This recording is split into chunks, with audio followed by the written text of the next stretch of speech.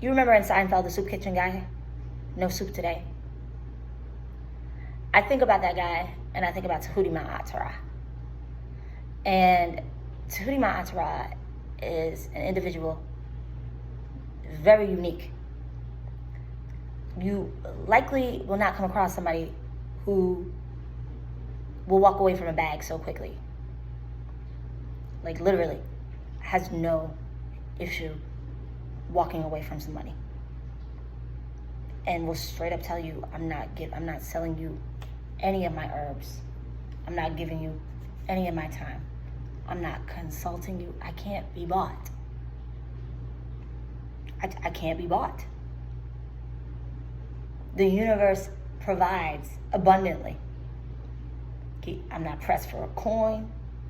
I'm not pressed for recognition. I'm not pressed for popularity. I'm not pressed. I'm good. I may give you my herbs. I may not. I don't care what you offer me. This is the reason why I respect this man to such a high degree. You always hear, here she goes talking about Tahuti Ma'atara.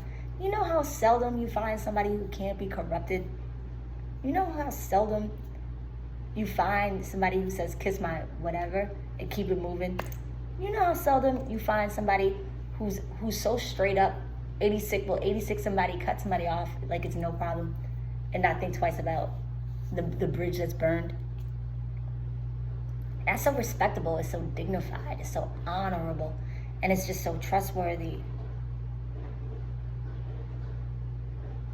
When I watched Dr. Phil Valentine do that presentation about adrenochrome, I said, whoa, this is a different kind of being that we're among. This man is different. Breaking down every single United States president and their ties to Pizzagate, and their ties to child sex trafficking, and their ties to adrenochrome. This is a fearless individual. This is not a man who is led by fear at all. This is not a man who is monitoring his speech based off of what will the consequences of my... These are people that are very committed to the truth, the whole truth, and nothing but the truth. And will literally tell people to kick rocks if they oppose the truth, period. And these are some of my role models. These are the people that I look up to. I think that fearlessness is so commendable. It's such an attractive quality in a sea full of people who are riddled with fear, people who can be bought, people who are corruptible. For me, I don't think that there's anything wrong with calling somebody out in the sense of asking questions. Why? Questions are designed for you to become more intelligent. I made a critique about children, and a part of what I see as part of the culture of forming people that are not able to properly challenge authority has been largely to our detriment, and has positioned our youth to be in a subservient position, to be mistreated, to be docile, and to be targets of the cruelty and all of the things that we unfold with law enforcement. I've said part of what you need to do to combat these things is education. Education is not exclusive to academia. Education is also knowing how to communicate. There's this Liberian saying that says something to the effect of, you can tell me I'm stupid and I'll laugh, or you could tell me I'm stupid and I want to fight you. It's not a matter of necessarily what is said, it's a matter of how it's said. And this is where education of how to communicate comes into the equation. So I do question when people are quick to, and I come from a culture that is all about respect, especially the older women of our culture. Oh my gosh, they're infallible, according to them. They can't do anything wrong. A culture, even here in the United States, where children are taught to be seen and not to be heard, and that when adults are in the room, that you quiet down. And don't get me wrong, I'm all about respect. Trust me, if you see me around master teachers, I'm a pupil, and I am very quiet, but I'll never hesitate to ask a question, and they never hesitate to give me the answer to the question, because they understand that that type of communication is what triggers intellectualism.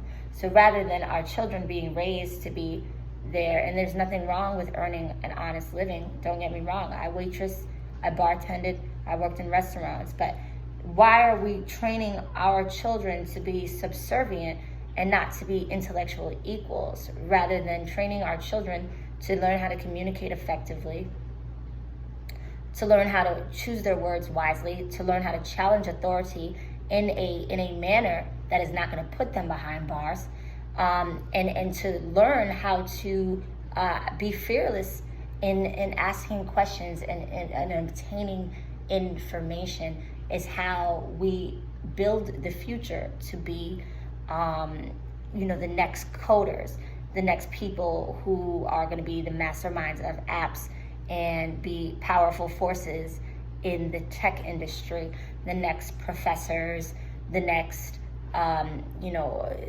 politicians, the best and the brightest. Because this culture of teaching our children to be seen and not heard is teaching our children to be waitresses, to be order takers, to be subservient.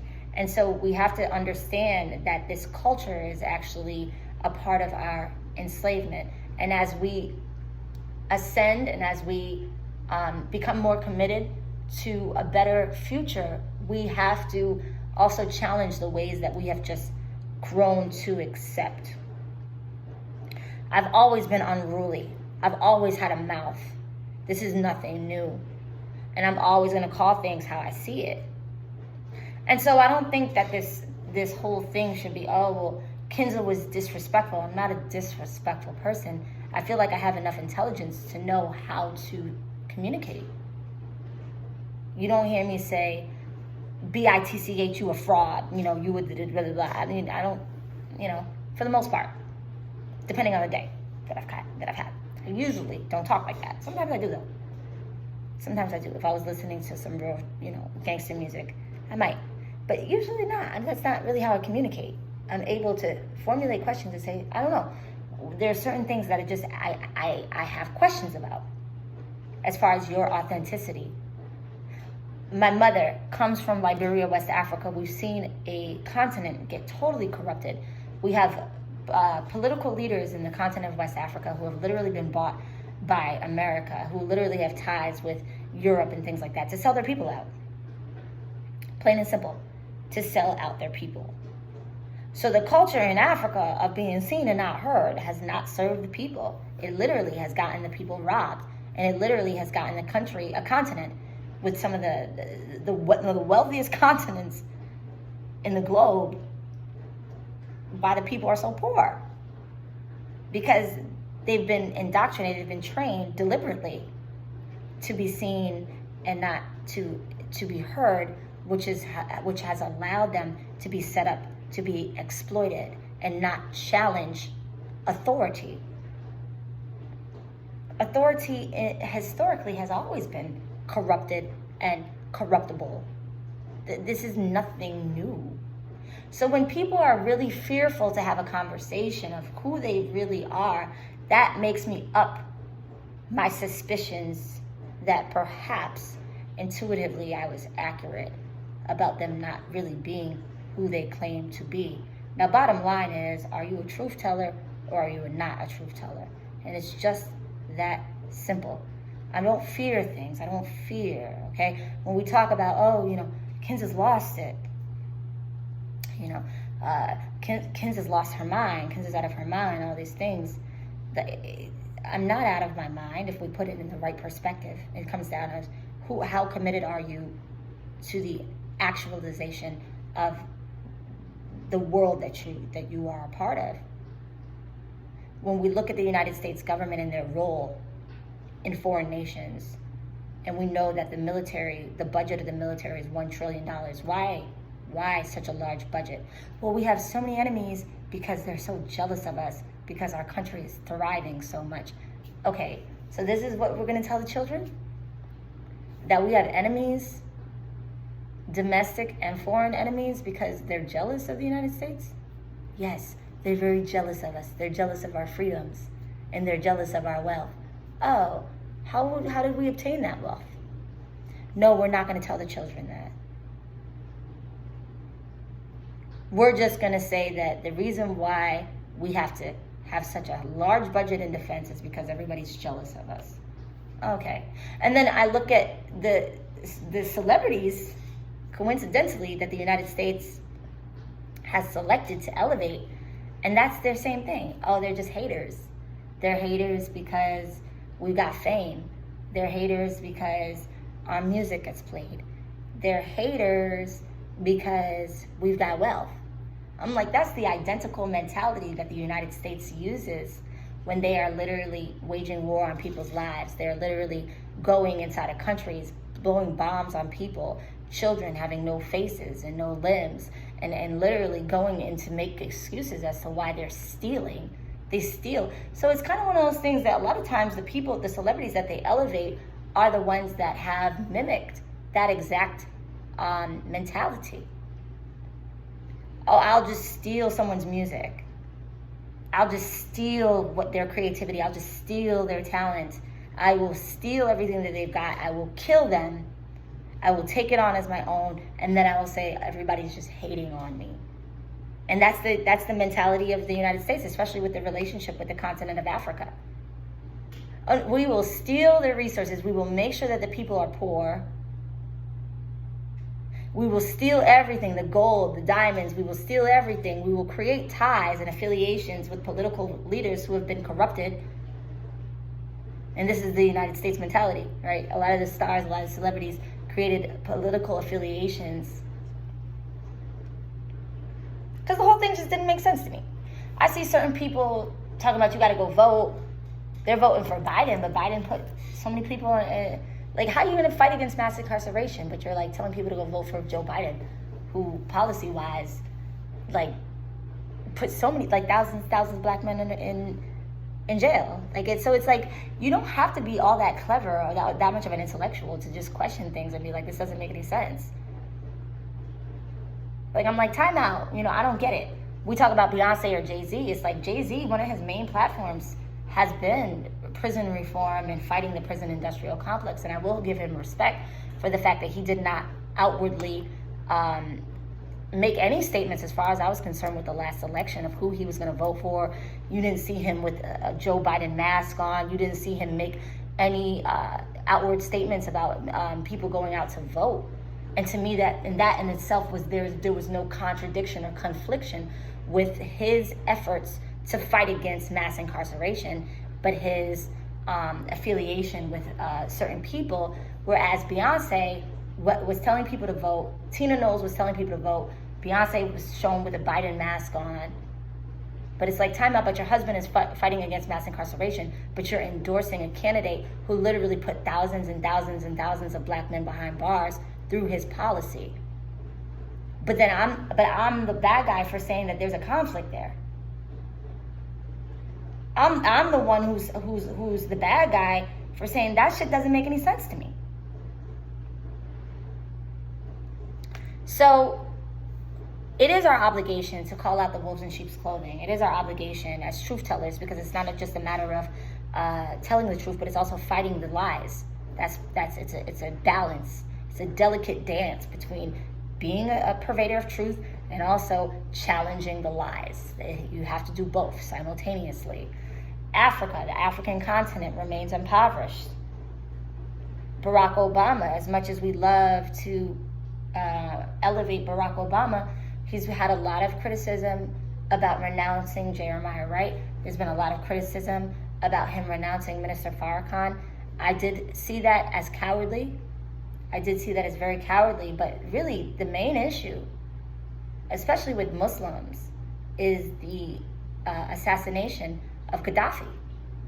When Gaddafi was the trailblazer of African liberation, economic liberation of the continent of Africa, a continent that is so rich with resources, diamonds, gold, everything. I believe it was Lupe Fiasco that I was listening to, or it might have been somebody else who said that there's a piece of every single phone, every single device that we have that is only made in Africa. So imagine how much money is in that continent. Imagine how resourceful that continent is. You think I'm going to endorse somebody who literally is turning a blind eye to my people's poverty? You go to Africa, you see some of these kids, grateful, but like no shoes. Like the worst poverty that you could possibly even fathom in a country that's so rich with resources. You can't serve two masters. And this is very, very problematic that we are not challenging these things. Why are we not challenging these things? Out of fear. Out of fear. Your comforts in life is somebody else's oppression. The things that you've just come to know as luxury and as the American way is actually somebody else's death, is actually somebody else's oppression. And so we need to begin to think in this way. We need to begin to think in this fashion. People have to prove that they're not corrupted, and people have to prove that they're not corruptible. But I will go ahead and say that, you know, when I talk about the war that was waged on my life, my personal journey, how I was attacked, you know, socially, my reputation was assassinated, my character was assassinated, I was attacked economically. I literally had people following me to every single job, getting me fired, people just random like government like assailants. DC is a 16-mile radius. People say this is the headquarters of the feds. I say it's the Fed quarters. This is the Fed quarters. We got the headquarters of the CIA here, got the headquarters of the FBI here, we got all the political, we got the White House here. This is in a 16-mile radius. And people are like, well, why you? That doesn't even seem, well, it's not me necessarily. It's what I embody. It's what I stand for. It's the truth. It's who I am. It's my spirit. It's my legacy. It's my father. It's my musicianship. It's all the things that I embody that are a threat to master deceivers. And so they know who you are and who you're here to be and your leadership capabilities sometimes before you even know who you are. So yes, they've been following me and all these things, and now they're trying to paint it like, oh, I'm fearful and paranoid and all these things. I say just put it in proper perspective. You got a country with the U.S. government with a $1 trillion budget for defense. Why? What is that? That budget is a sum of the fear, because they know that they've been going into other countries, stealing from people, blowing bombs on innocent civilians, making any excuse for the reason that they terrorize people, any excuse in the world, dropping bombs on people, and then telling our people that this was justifiable, it was for their safety, and we know that that's a bunch of BS. Now it's a problem when we got this pandemic going on. They're doing all types of things, and they're telling us it's for our safety. This is what they do.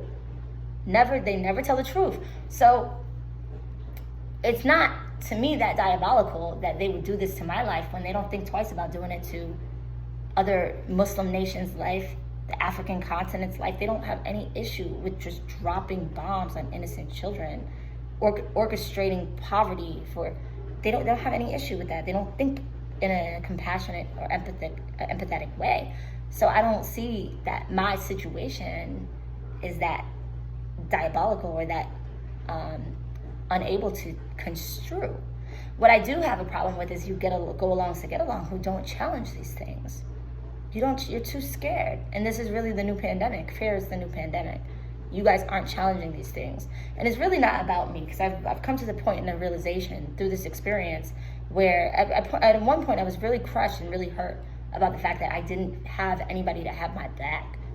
I'm like, damn, I'm doing all this alone. And like, it's like a lot of people, like gang stalking me, like just random people trying to find out where I work.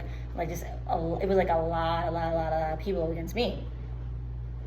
And I was really heartbroken by like the fact that like nobody had my back. They told all these lies against my name because they didn't want anybody to help me out. Like this whole thing, this plan was very well thought through. And I'm like, damn, is this, like I was going through some things. Like, have we really come to this? Are people this cowardly? Where are my men? You know, where are the heroes of the world and all these things? Like I was really having some like doubts, and I was really down about that. But what I did have to realize was that all these things were in God's hands, and everything that was being orchestrated was for my rise. It was allowing me to become more aware of my surroundings. It was allowing me to tighten up on my perspective of the environment that I'm in. And it was allowing me to build the strength that was prerequisite to where I was going.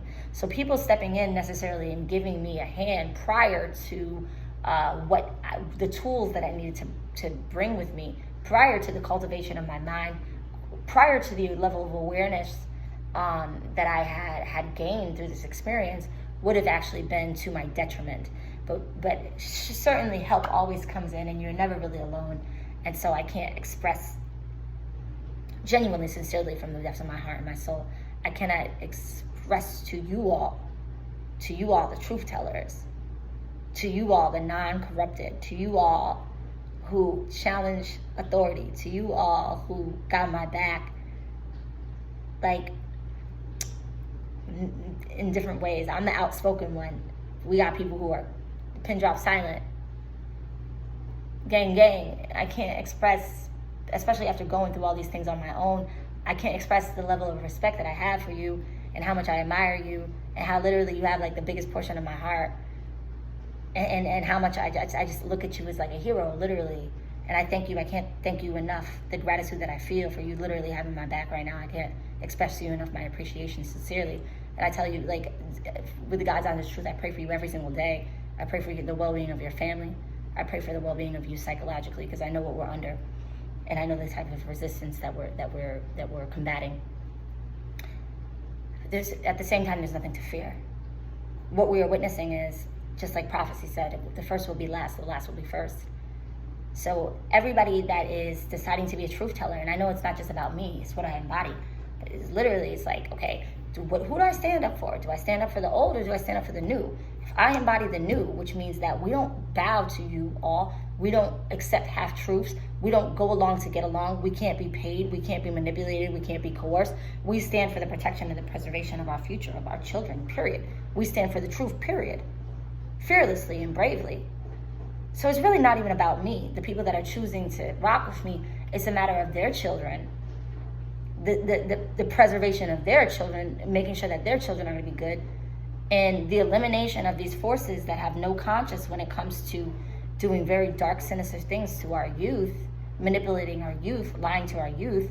Everybody's waking up right now, and a lot of the waking up has to do with people actually having time during this pandemic, couple years of being quarantined, to say, damn, do they really care about us? When we have babies who all their lives where they had to walk around with masks, coercing our babies to put a foreign substance inside, like, do they really care about us? Like, I'm really trying my best, because I know I talk about me a lot. It's me. No, I'm gravitating towards a place of the collective. Because what I stand for, it's a lot of people that stand for what I stand for, not just here on American soil, but globally. I got allies everywhere, in every single nation, who got the same purity of heart and commitment to the truth that I have, and the same concern for the well-being of our future that I have. So this is really beyond me. This is bigger than me. But this pandemic has really allowed people to deeply investigate if they really give a damn about us. And when we watched a lot of the things that we came to know just be destroyed and depleted right in front of our eyes, and them trying to control our ability to travel, and them trying to control our children, and them telling our children that they can't even play with each other. I mean, the psychological war that this has waged on our children, on our youth, we had to begin to question, do they even really give a damn about us, the future, our children's psychological well-being? Do they care? So at this point, you guys tried to mastermind a plan, but now everybody's gravitating towards, maybe the quote-unquote conspiracy theorists had something really, a gem to offer us. And people are more leaning on the side of us, the masses, because after this whole thing went down, we're like, damn, these people will do anything in the name of safety. These people really don't care about us. They really don't care about our well-being. These people are very ruthless. And so this is the reason also why I don't fear. Number one is because of the God that I serve that says, I am here. You have nothing to fear. You rely on me. You walk with me. The whole world can be against you, but I understand at the same time that part of the reason why they did this quarantine was to change our perspective, was to give us a myopic perspective, was for us to be manipulated to believe that it was only us. When there's a lot of us, there's more of us than there are of them. There's more people right now based off of their personal situation, because I got to be very candid and honest and say that people are usually very self-interested. It's not, people are typically not going to bend over backwards to just go help somebody unless you're like one of the heroes, one of the heroes that I was discussing earlier. They do, but most people are really more so concerned with their day-to-day routine, their day-to-day activities, their children, their family, their livelihood, and things like that. But when you screwed with that, you screwed with people's families, you screwed with people's livelihood, you tampered with people's day-to-day, you tampered with people's children's psychological well-being, I promise you this was not the right thing for you to do. I know that it was rooted in desperation, because you know that right now it's the changing of the guards. You know that right now the first will be last and the last will be first. So I know that this attack that you did globally was basically, was entirely, not basically, entirely rooted and predicated on your absolute desperation and your absolute fear of what's to come, of the fact that the chosen ones are rising up, of the fact that the truth tellers are rising up, of the fact that we're becoming more fearless. I know how scared that makes you when everything that you've invested in has been invested in deceit. Everything that you've been invested in has been invested in the exploitation of other people. So what is going to happen? What will come of you if the truth now prevails? Oh my gosh, if my life is built off of a fraud, if my life is built off of lies, if my income, if everything that I've built for myself is based off of lies, what will happen? If now the truth is the thing to be. Truth tellers are the winners. Truth tellers are that means that you disappear. That means that you're gone. So I understand your desperation. But what I'm saying is this was not the way to go about it, because now everybody's waking up at a very mass scale. They're pushing these vaccines, but globally it wasn't the numbers that they were looking for. People weren't accepting the jab like they wanted to. Globally, there was a lot of resistance. And now people have come to you shouldn't have, the worst thing that you did was give people time to think. Worst thing you did was make people isolated. Worst thing that you did was put people under a forced quarantine because they had time to meditate, to think. Worst thing you did was to mess with people's livelihood, because then they had time to think, damn, all this shit can go away just like this. People were impacted drastically, instantly, with a very rude awakening that you guys don't even really care about us. Anyways, much love to the truth tellers. I want to remind you guys, we have absolutely nothing to worry about. We have absolutely nothing to fear. Just stay committed to the truth. And much love and peace to you all.